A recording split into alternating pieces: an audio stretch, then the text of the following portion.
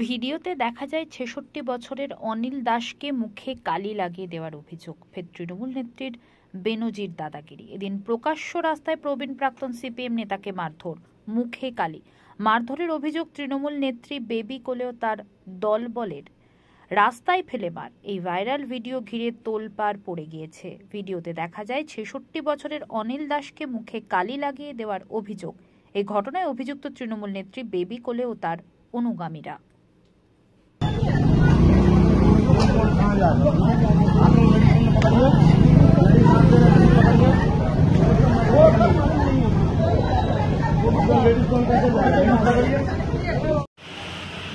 খড়গপুর শহরে আজকে সকালে যে ঘটনা, অর্থাৎ বেবি কোলে শর্মা বলে একজন ভদ্রমহিলা, একজন সত্তরোর্ধ্ব বৃদ্ধ, ওনার সম্ভবত ভীম বলে ওনার সবাই চেনেন ওনাকে।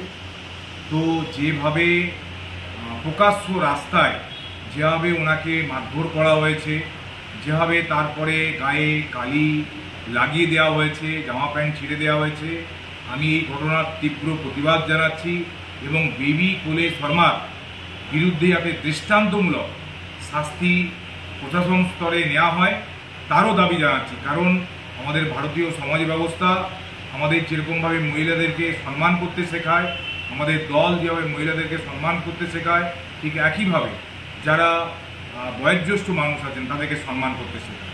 তো সেই জায়গায় দাঁড়িয়ে বেবি কোলে শর্মা বলে যে মহিলা এই কর্মকাণ্ডের সঙ্গে যুক্ত হয়েছেন, ইতিমধ্যেই গত 1 বছরে বা গত 1.5 বছরে ওনার বিরুদ্ধে বেশ কিছু এই ধরনের অভিযোগ আমাদের কানে এসেছে। প্রশাসন স্তরে ব্যবস্থা নেওয়া ভীষণভাবে প্রয়োজন আছে।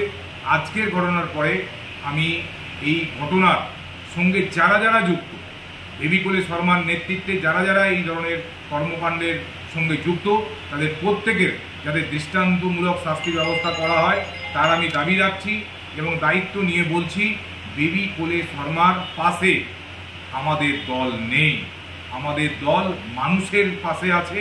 কারণ আমাদের নেতা অভিষেক বন্দ্যোপাধ্যায়, আমাদের নেত্রী একটা কথা বারবার বলেন, গণতন্ত্রে মানুষই শেষ কথা।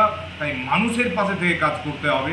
তাই আমরা মানুষের পাশে থাকার কথা বলছি বলেই আমরা ভীমবাবু কোন দল করে আমার দেখার দরকার নেই।